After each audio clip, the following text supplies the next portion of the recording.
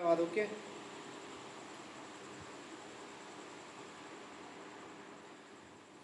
अच्छा जनाब, सबसे पहले हम बात करेंगे सिलेबस के ऊपर। एडिटर बोर्ड ऑफ रेवेन्यू की जो जॉब है, बोर्ड ऑफ रेवेन्यू की जो जॉब है वो जनाब पहले दिन से रेगुलर जॉब है। सबसे बड़ा फ़ायदा इसका ये है कि ये रेगुलर जॉब है और आप कमिश्नर ऑफिस में आप बैठेंगे, आपकी बड़ी PR होगी कि आप कमिश्नर ऑफिस में जॉब करते हैं। फिर इसका सबसे बड़ा फ़ायदा ये है कि इस बोर्ड ऑफ रेवेन्यू में आप रहते हुए आप जनाब PMS का एक मिनिस्ट्रियल कोटा का एग्ज़ाम होता है, 100 नंबर का जनरल नॉलेज का पेपर होता है, 25 नंबर का उर्दू ऐसे का पेपर होता है, 25 नंबर का इंग्लिश ऐसे का होता है। 5 साल बाद आप वो पेपर दे सकते हैं और उसके बाद आप डायरेक्ट AC बन सकते हैं, असिस्टेंट कमिश्नर बन सकते हैं, यानी रेगुलर जॉब अगर हो तो लिहाजा ये भी एक बड़ी चीज़ है। तो इसके अंदर पहले PPSC क्या होता था कि डिपार्टमेंट लिख के देता था कि जनाब जो 100% या 80% पेपर आएगा वो जॉब रिलेटेड होगा, यानी कि क्वालिफिकेशन रिलेटेड होगा। लेकिन अब उन्होंने डिफाइन कर दिया है, उन्होंने कहा कि हम ऑडिट से पूछेंगे और अकाउंट से पूछेंगे। ठीक है, तो इसमें एक बात याद रखें कि जनाब हमारे ऑलमोस्ट 60% के सवाल आएंगे वो अकाउंट से रिलेटेड आएंगे और 40% जो आएंगे वो हमारे ऑडिट से आएंगे। ठीक है, यानी ये हमारा ऑडिट समझ लें आप और ये हमारा अकाउंट समझ लें।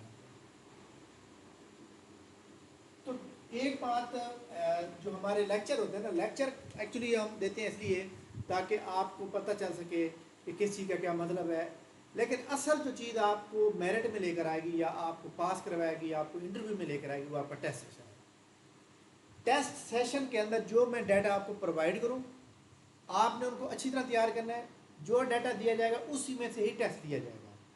तो आपने ऑडिट और अकाउंट्स के ऊपर जितना भी डाटा आपके पास आएगा, अगर आप उसको अच्छी तरह तैयार नहीं कर सकते तो कम अज़ कम आपने उसको 1 या 2 बार अच्छी तरह रिवाइज ज़रूर कर लेना है। अगर आपने ऐसा कर लिया तो आपका नाम लिस्ट में ज़रूर होगा। ठीक है,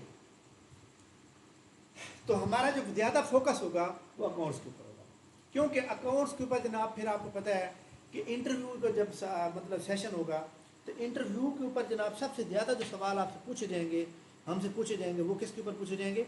वो पूछे जाएंगे जनाब वाला अकाउंट्स के ऊपर। ठीक है, लास्ट टाइम मतलब ये पिछले सैटरडे संडे की बात है, मैं एक पेपर देकर आया था जनाब, उस पेपर का नाम था एडिशनल डायरेक्टर ऑडिट। ठीक है, एडिशनल डायरेक्टर ऑडिट नहीं, एडिशनल ऑडिट स्पेशलिस्ट। ठीक है, 18 ग्रेड की थी और पंजाब रेवेन्यू अथॉरिटी में PPSC ने पेपर लिया, एक ही पोस्ट है। ठीक है, अच्छा उसके अंदर उसने सवाल जो दिया था ना, आज हम वही वाला करते हैं। ठीक है, उसने सवाल दिया था CGS स्टेटमेंट में से 3 सवाल दिए थे और वो सवाल उसने किस तरह दिए थे, ये जब मैं पूरी स्टेटमेंट बना लूँगा फिर आपको बताता हूँ। जी जनाब, देखिए जी, हमारे पास एक अकाउंटिंग है जिसका नाम है फाइनेंशियल अकाउंटिंग। क्या नाम है बड़ा? Financial accounting. दूसरी हमारे पास जनाब है कॉस्ट अकाउंटिंग।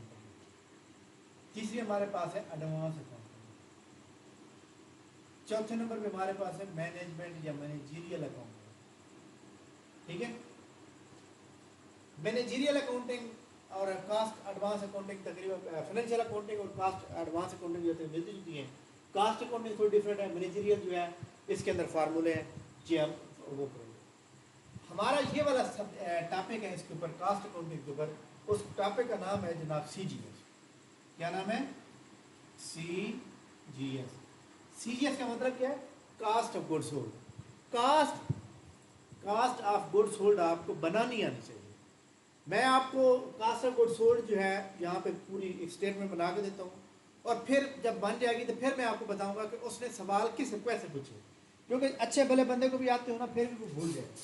ठीक है, देखिए जनाब, हमारे पास जब CGS बनती है ना तो हम क्या लिखते हैं? इधर लिखते हैं कंपनी का नाम XYZ। ठीक है, उसके बाद हम क्या लिखते हैं? Cost of goods manufactured, MFD का मतलब क्या है? Manufactured and sold statement, and sold statement. और जनाब यहाँ पे क्या आ जाती है? दिसंबर 31 साल आ जाता है, जो भी आपके पास हो। ठीक है, अच्छा जी, अब हम बनाते हैं इसको जनाब, जो सोल्ड स्टेटमेंट को कहाँ से शुरू करते हैं उसको हम जनाब बनाते हैं। देखिए जी, सबसे पहले हम क्या लिखते हैं? सबसे पहले हम लिखते हैं यहाँ पे opening opening material, opening material की जगह हम जनाब स्टॉक भी लिख सकते हैं, ठीक है। और मटेरियल को मर्चेंडाइज भी कह सकते हैं, ओपनिंग मर्चेंडाइज भी कहते हैं, ठीक है। इसकी अमाउंट मैं लिख देता हूँ यहाँ पे कितनी है, 75 कितनी है, 75। इसके बाद हम क्या करेंगे, हम जनाब यहाँ पे ऐड करेंगे नेट पर, नेट, बल्कि मैं नेट परचेज कैसे लिखते हैं ये भी बता देता हूँ। यहाँ पे आप लिखेंगे परचेज, परचेज आपकी, हमारे पास जो परचेज है वो है जनाब हमारे पास 10,000 रुपये, कितनी, 10,000 रुपये। इसके अंदर हम जनाब क्या करेंगे, जमा डायरेक्ट एक्सपेंस जमा करेंगे। आप मुझे कोई बंदा बता सकता है डायरेक्ट एक्सपेंस कौन कौन से हैं, नाम को बता दो थोड़े बहुत,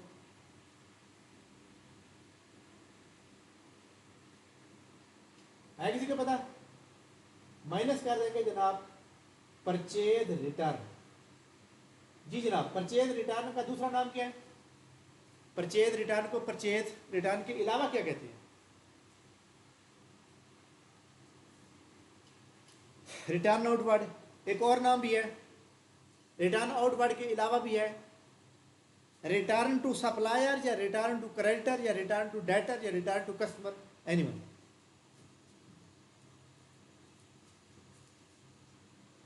जी रिटर्न टू सप्लायर जवाब दुरुस्त है। अच्छा एक और बात, अगर मैं ये कहूं कि रिटर्न टू डेटर या क्रेडिटर, फिर क्या जवाब देंगे? डेटर को हम रिटर्न करें तो हमारी परचेज होगी या सेल होगी, क्रेडिटर को रिटर्न करें तो परचेज होगी या सेल होगी।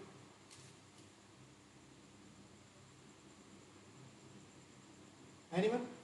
अच्छा आप एक बात बताएं, जब आप उधार पे सेल करते हैं एंट्री क्या करते हैं? जब आप उधार पे सेल कर देते हैं गुड सोल्ड ऑन क्रेडिट, बताएं क्या एंट्री होगी? गलत गुलत बता दें, कोई बात नहीं है, बता दें बस। अगर आप उधार पे सेल कर,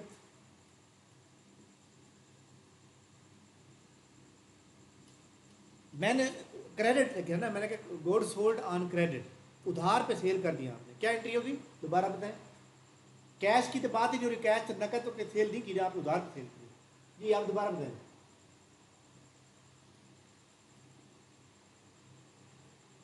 अब जहां पे जो डेटर आपने इस्तेमाल किया ना, तो हमने तो परचेज जो चीज़ें खरीदी थी वो वापस कर रहे हैं, तो इसका मतलब वो हमने डेटर से तो खरीदी नहीं थी, डेटर को तो हमने उल्टा दी है, इसलिए रिटर्न टू क्रेडिटर यहाँ पे आ गया। अब हमने चीज़ें खरीदी हैं उधार पे, ठीक है, तो क्या एंट्री होगी? Purchase account debit, creditor account credit या अकाउंट पेबल उसका नाम भी है।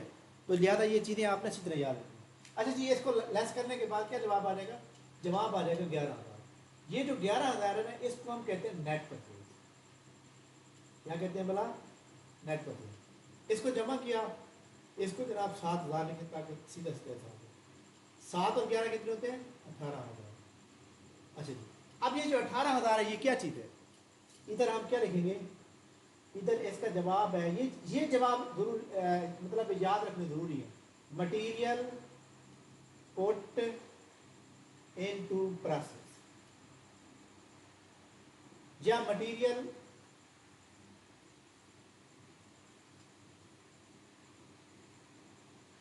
पुट इनटू प्रोसेस, ठीक हो गया, ये जवाब आ गया। इसके बाद हम क्या करेंगे? इसमें से जनाब वाला माइनस कर देंगे क्लोजिंग स्टॉक,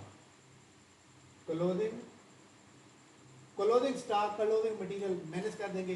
क्लोजिंग स्टॉक हमारा जनाब 6,000 रुपये है, 6,000 माइनस किया, बाकी बात किया 12,000। तो 12,000 किसके बराबर है? अब सवाल ये होता है भाई, अगर आपने ओपनिंग स्टॉक जमा किया, परचेज के अंदर माइनस कर दिया, तो ये जवाब आ गया। तो लिहाजा इसका जवाब क्या आ जाएगा? इसका जवाब आ जाएगा मटीरियल, इसके 3 जवाब बनते हैं, मटीरियल यूज, मटीरियल कंज्यूम्ड, ठीक है, और मटीरियल यूज, मटीरियल कंज्यूम्ड। अच्छा मटीरियल पुट इनटू प्रोसेस आता है, पुट इनटू प्रोसेस। यहाँ पे जो है आता है ना, हाँ इधर जवाब आता है मटीरियल अवेलेबल फॉर यूज, ठीक है, मटीरियल अवेलेबल फॉर यूज 18,000। तो ये आपने इसको याद रखना जनाब। अब देखें, अगर आपके पास वो आगे चीज़ें देते हैं, लेबर डायरेक्ट लेबर देता है, एफ वाई देता है, वर्क इन प्रोसेस देता है, फिनिश गुड देता है, फिर आप आगे चलेंगे। अदरवाइज आपकी ये स्टेटमेंट भी ओल्ड स्टेटमेंट कहलाती है मॉडर्न तरीके से। खैर हम पूरी स्टेटमेंट में जी जनाब समझ आ गई। Material use, material consume, material put into process का फार्मूला क्या है? एनीवन क्या करना है भला? अब उसने क्या सवाल दिया? उसने सवाल ये दिया कि जनाब ये बताएं कि मटीरियल कंज्यूम जो हमारे पास मौजूद है, मटीरियल कंज्यूम हमारे पास 12,000 मौजूद है, ठीक है ना। उसने ये कहा कि मटीरियल कंज्यूम इसके अंदर आप जनाब वाला प्लस कर दें क्लोजिंग स्टॉक। क्या करें? क्लोजिंग स्टॉक प्लस कर दें। और उसने कहा कि जनाब माइनस कर दें आप नेट परचेज। तो जवाब क्या आएगा जी जनाब बताएं। मटेरियल यूज में क्लोजिंग स्टॉक हमने जमा किया माइनस नेट परचेज की, तो क्या जवाब आएगा? आप मुझे बता सकते हैं जी जनाब? यार बता तो दें, आपके सामने जवाब लिखा हुआ है। नहीं समझ आ रही? देखें, ये मटेरियल कंज्यूम्ड है, इसमें से ये माइनस किया तो मटेरियल यूज आ गया, इसमें से इसको उसने माइनस किया था ना, लेकिन हमने इसमें जमा करना है कितना? 12,000 में क्लोजिंग स्टॉक कितना है? क्लोजिंग स्टॉक जनाब हमारे पास है 6,000 रुपये, ठीक है। तो 6,000 जमा करेंगे तो मटेरियल अवेलेबल आ जाएगा, और उसमें से minus net purchase. Net purchase कितनी है? 11,000। 11,000 माइनस करेंगे तो ये ओपनिंग स्टॉक आ जाएगा। वो उल्टा चल रहा था जनाब, तो मतलब सवाल को अच्छे वाले बंदे को कंफ्यूज कर रहा था वो, ठीक है। लेकिन आपको पता है ग्रेप हो तो फिर आप जवाब निकाल लेते हैं। जी जनाब आप समझ आई नहीं आई? जी जनाब बताइएगा, आप समझ आई नहीं आई?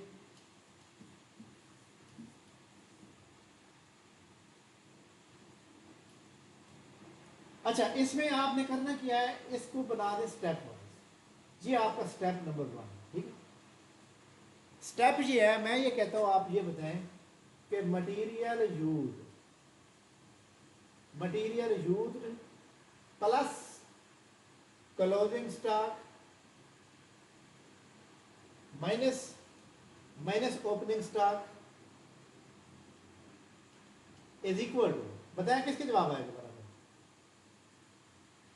बताएं जनाब, इसी स्टेटमेंट को देखते हुए क्या जवाब आएगा?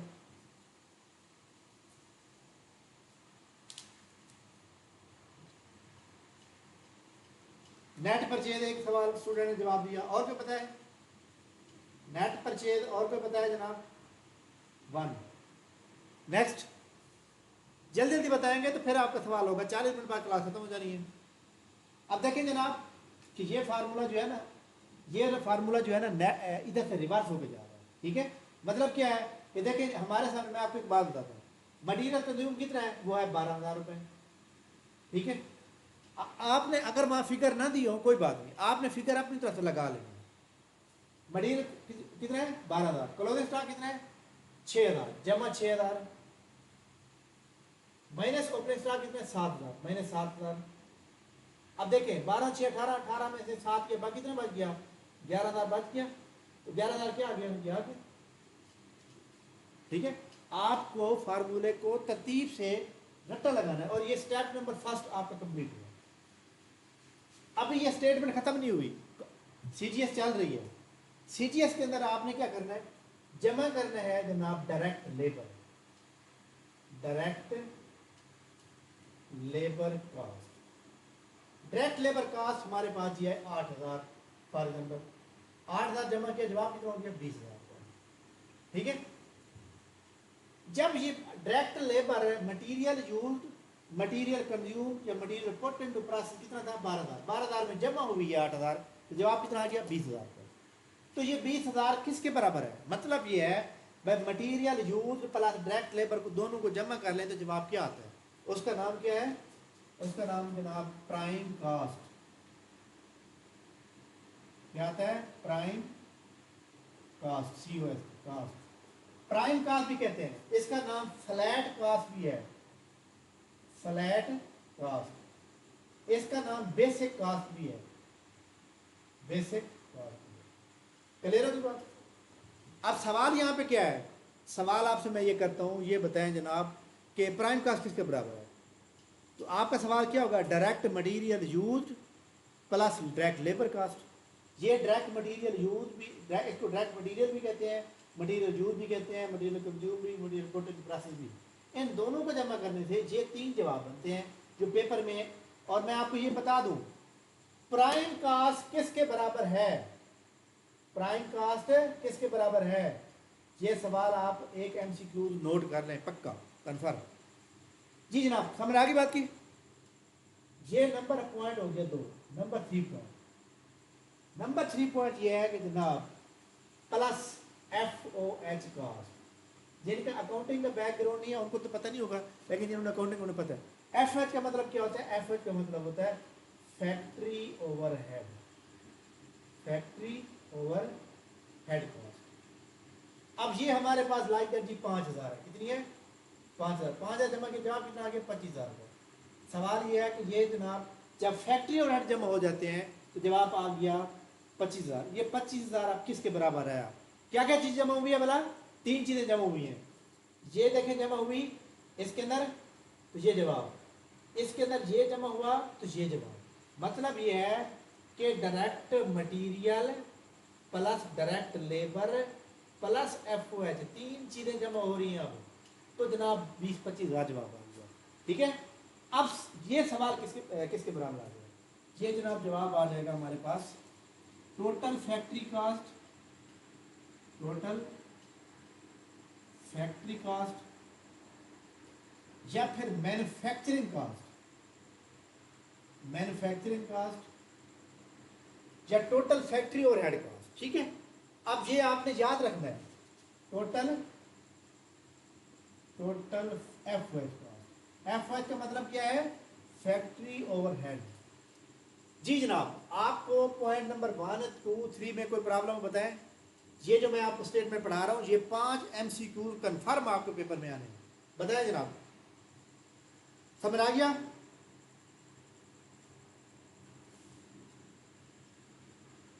यार बोलत कम है कम,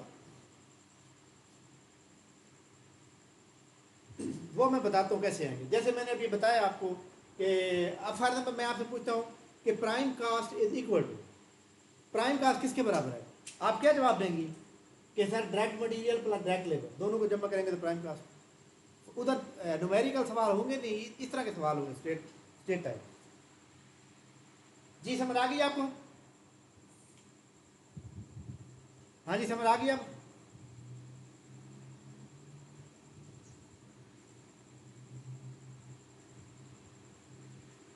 देखिए हमारी क्लास की ना रिकॉर्डिंग हो रही है और मैंने इसको 2 बार रिवाइज भी किया है। आपने रिकॉर्डिंग को सुनना है बार बार, और फिर भी आपको समझ नहीं आएगी ना, फिर आपने मुझे पर्सनल बताना है, फिर मैं आपको ट्रैक बता दूँगा। ठीक है, अच्छा खैर आगे चलते हैं। नेक्स्ट हमारे सामने जनाब नंबर 4। नंबर 4 क्या है कि आपने जमा करना है क्या चीज़, WIP का मतलब क्या होता है, WIP का मतलब होता है work in progress, work in process, work in process. अब ये वर्क इन प्रोसेस कौन सा वाला, ओपनिंग।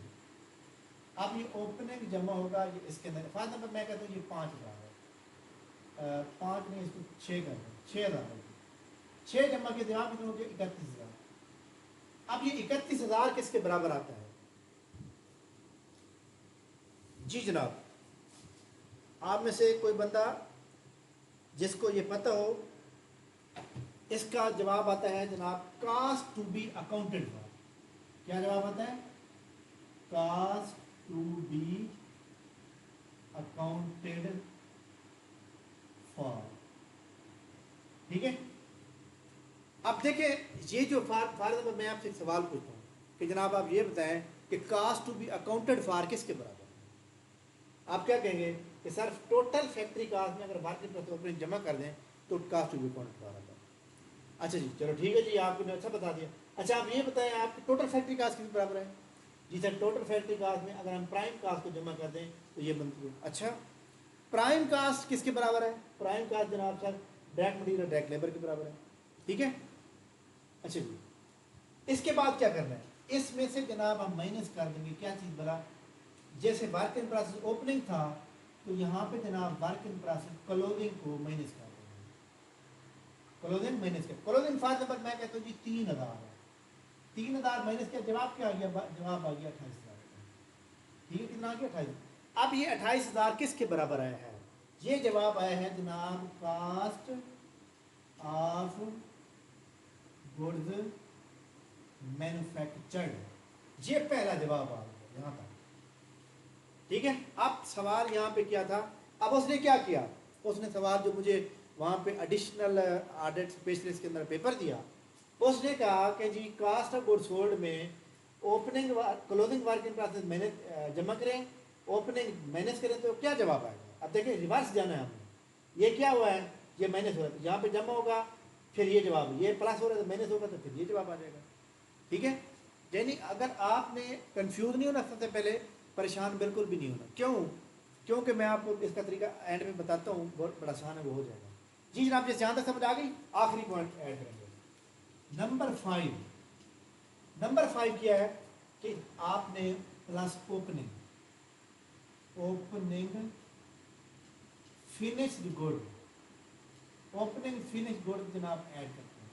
ओपनिंग फिनिश गुड जो है हमारे पास कितनी है, लाइक दैट मैं कहता हूँ जी 7 जवाब है, 7 जमा किया, क्या जवाब आ गया, 35,000 आ गया। अब ये 35,000 किसके बराबर है, 35,000 बराबर है goods available for sale, goods available for sale. ठीक है, इसमें से हम क्या कर देंगे, इसमें से जनाब ओपनिंग जो जमा करते हैं तो क्लोजिंग क्या कर देंगे, माइनस। एफ जी का मतलब क्या है, finish good, finish goods closing, finish good closing मैं कहता हूँ जनाब 5,000 है, या चलो 3,000 है, इसको माइनस किया, जवाब कितना आ गया, जवाब आ गया 32,000। अब ये 32,000 किसके बराबर आया है, 32,000 हमारे पास आया है C G S, C G S, C G S का मतलब क्या है, cost of goods sold. C G S का मतलब क्या है, कास्ट ऑफ, जहाँ मैंने लिखा भी था, कास्ट ऑफ गुड्स सोल्ड। अब आपने करना क्या है जनाब, दुनिया चांद पे पहुंच गई है, पाकिस्तान और इंडिया की जंग लगी है, तो पाकिस्तान ने उनके तकरीबन को 20 त्यारे जो थे ना लॉक कर लिए थे, इधर बैठ के लॉक कर लिए सॉफ्टवेयर के जरिए, इधर बैठ के जनाब उनका बिजली का निज़ाम साइबर नेटवर्क से उड़ा दिया। तो आपसे ये स्टेटमेंट याद हो सकती बात, ये बताएं मुझे भाई, दुनिया कहाँ से कहाँ तक पहुँच गई है। और आपसे एक छोटी सी लाइन है, जो चार नहीं, कितने फार्मूले हैं, 1 2 3 4 5। करना क्या आपने, पहले ये पहला नंबर याद करना, फिर ये दूसरा करना, फिर ये तीसरा करना, फिर चौथा करना, फिर पहले को दूसरे के साथ मिलाना है, दूसरे को तीसरे के साथ मिलाना है, तीसरे को चौथे के साथ मिलाना है, चौथे को पांचवें के साथ मिलाना है। अब देखें जनाब, मैं आपको एक मिसाल देता हूँ, आप एक दीवार बनाते जा रहे हैं जनाब, दीवार इस तरह बनती जा रही है, एक ईंट के ऊपर ईंट रखते जा रहे हैं, इस ईंट का इसके साथ ताल्लुक है, इसका इसके साथ ताल्लुक है, इस ईंट तक पहुंचने के लिए आपको सारी ईंटों का सहारा लेना पड़ा, तो आपने आखिरी में पहुंचने के लिए ऊपर से सबका सहारा लेंगे तब आप पहुंचेंगे। तो लिहाजा आपके नंबरिंग मैंने इसलिए किया था कि आप अच्छी तरह याद कर सकें। और इसमें से मैं आपको अभी बता रहा हूँ, अपने रजिस्टर पे नोट कर लें। और जो पुराने स्टूडेंट हैं, आपको मैंने जितने लेक्चर दिए थे पहले 1-1.5 महीने की हमारी क्लास चली थी, उसमें मैंने आपको वेरी इंपॉर्टेंट क्वेश्चन लिखवाए थे, फलां क्वेश्चन आपको वेरी इंपॉर्टेंट है, वो भी मैं आपसे शेयर करवा देता हूँ ग्रुप के अंदर, ताकि बाकी लोग भी उसको नोट करके याद करें।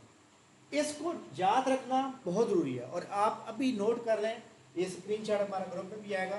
5 मार्क्स का पेपर याद रखना, कितने मार्क्स है, 5। अगर आपको ये वाली स्टेटमेंट याद हो जाती है कोई मसला नहीं है, ठीक है। अब देखें, आलिया और शहनाज दोनों बहनें हैं, आलिया और शहनाज को जमा करने से क्या होता है, 2 सिस्टर बन जाती है, एक होते एक, दोनों को जमा करें 2 सिस्टर, मतलब आपने यहाँ भी तो सबको जमा ही मैंने से करना है ना, तो ये आप स्टेटमेंट इजीली याद कर सकते हैं। और अगर आपको कोई प्रॉब्लम आए, हमारी रिकॉर्डिंग ग्रुप के अंदर मौजूद है, रिकॉर्डिंग डिलीट नहीं होती, पड़ी होती है, ये स्क्रीनशॉट पूरा फोटो बन के ग्रुप में आएगा, रिकॉर्डिंग भी आएगी, आपने अच्छी तरह याद करना है और प्रॉपर करना है।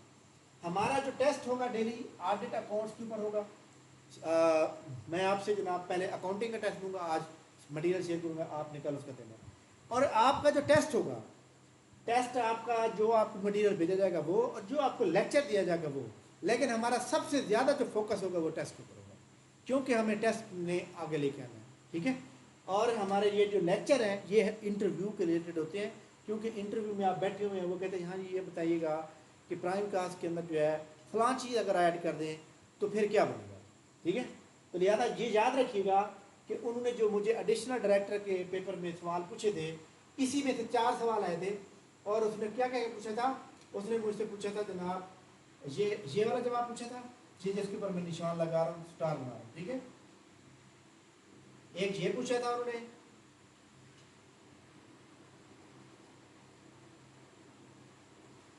एक उन्होंने पूछा था ये वाला, और एक पूछा था उन्होंने जनाब ये वाला। क्या कैसे वाला पूछा था उन्होंने, मतलब उसने कहा जी मटेरियल अवेलेबल फॉर यूज किसके बराबर है, ओपनिंग प्लस नेट परचेज। लेकिन उसने क्या किया, उसने जनाब नीचे से शुरू कराना था, ऊपर वाली चीज़ें नहीं थी, नीचे से शुरू करके आप ऊपर जाएं। मतलब अब देखें, इधर आप आ रहे हैं, एक चीज़ जमा कर रहे हैं, एक माइनस कर रहे हैं। जब आप इधर जा रहे हैं, जो चीज़ जमा हो रही थी वो माइनस करेंगे, जो चीज़ माइनस हो रही थी वो जमा करेंगे, ठीक है जी जनाब। कोई सवाल आपको स्टेटमेंट समझ आई या नहीं आई बता दें, एनीवन खोल के बताना है, कोई मसला नहीं है। आप स्टूडेंट हैं हमारे, और मेरी ये कोशिश होती है कि जो हमारे पास भी बंदा स्टूडेंट आता है, मैं ये समझता हूँ कि सारे के सारे पास होने चाहिए, ठीक है। कोई बंदा अगर रहता है तो वो अपनी बात की समझी या अपनी जनाब वाला कुताही की वजह से रहता है, वो नहीं पढ़ेगा, तैयार नहीं करेगा टेस्ट, वो उसकी मर्जी है। हमारा काम तो लेक्चर देना, नोट्स देना, आपका टेस्ट लेना है। जी जनाब बताइए,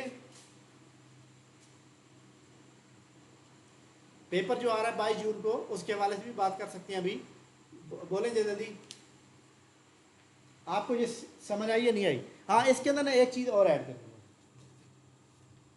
पेपर के अंदर ना एक सवाल जो आ सकता है, बल्कि वो तो आएगा कंफर्म, एक होता है कन्वर्जन कास्ट। क्या चीज़, CONVERS, कन्वर्जन कास्ट किसके बराबर है। कन्वर्जन कास्ट होती है ना, याद रखिएगा, इसमें से ही ली जाती है। क्या क्या चीज़ ली जाती है, direct labour cost plus effort cost, ठीक है। डायरेक्ट लेबर यानी कि ये वाली लेबर कास्ट और ये एफर्ट का दोनों को जमा करके कन्वर्जन कास्ट आता है। तो ये MCQ भी आपका कंफर्म है, आप लोगों ने जो है ना इसको भी नोट डाउन कर लिया। जी जनाब, यार आप बोलें तो सही कम अज कम, समझ आ रही है ना। अच्छा, अब देखें, ये चीज़ें मैंने बताई थी आपको कि डायरेक्ट मटेरियल है, डायरेक्ट लेबर है, और डायरेक्ट और एफर्ट है, ठीक है। देखें अब फॉर एग्जाम्पल, डायरेक्ट मटेरियल कहाँ पे खत्म हो रहा है, ये एक पूरा पॉइंट खत्म होने पर ये direct material 12,000। Direct labour cost कितनी है, 8,000। एफर्ट कास्ट कितनी है, 5,000। तीनों को जमा करेंगे तो टोटल फैक्ट्री कास्ट आ जाएगा। ये कोई स्टेटमेंट मुश्किल नहीं है, बहुत आसान है। आपको मैंने नंबरिंग लगवा के दी है कि पहला ये एक नंबर याद कर लें, फिर ये एक नंबर याद रखें, और आप जो एक वोकैबुलरी होती है ना, वोकैबुलरी बंदा याद करता है भूल जाता है, उसको याद करने का क्या तरीकाकार होता है कि आप अपना छोटा सा वाइट बोर्ड अपने रूम में लगाएं, उस वोकैबुलरी को वहीं पे लेके जाएं, और पूरे 24 घंटे वहाँ पे रहे, और 24 घंटे में आप जब भी आपकी नज़र पड़े आप एक बार 2 बार पढ़ लें। इसी तरह आपकी ये स्टेटमेंट भी वैसे तैयार होगी। इसको आप 2 बार लिखें अच्छी तरह से, 2 बार रजिस्टर पे लिखें, नहीं याद होगी तीसरी बार फिर लिखें, फिर आपको याद हो जाएगी। जी जनाब आप बोलें, एनी क्वेश्चन, एनी क्वेश्चन।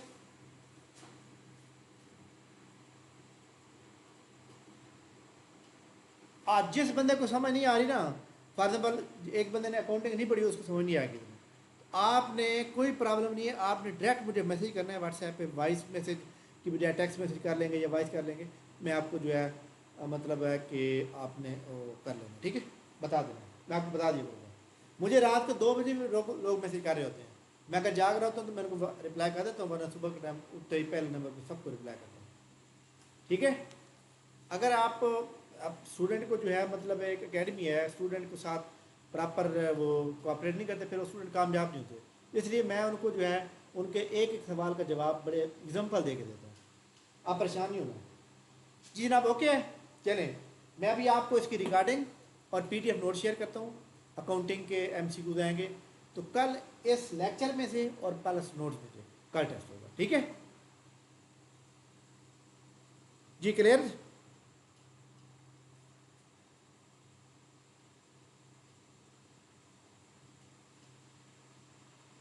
मैं ना आपको एक बात बता रहा हूँ, जो मैंने पढ़ाया है और जो मैं आपको नोट्स दूंगा डेली के डेली, अगर आपने उनको फुल रट्टा लगा लिया ना, ठीक है, तो आपका नाम इंशाल्लाह ताला टॉप 10 में आ जाएगा, ठीक है।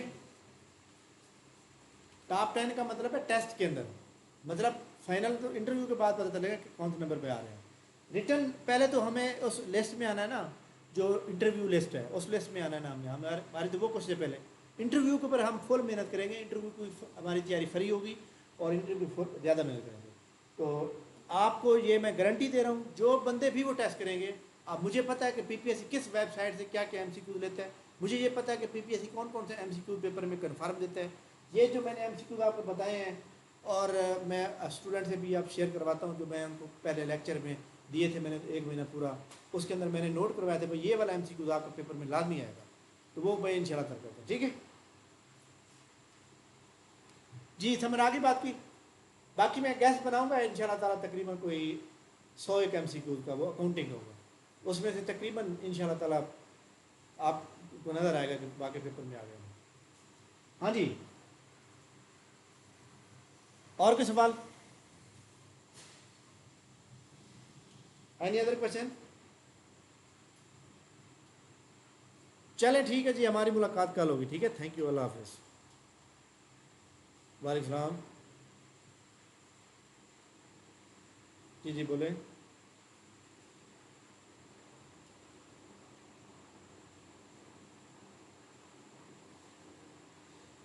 यार आपकी आवाज़ कट रही है, नहीं समझ आ रही। हेलो,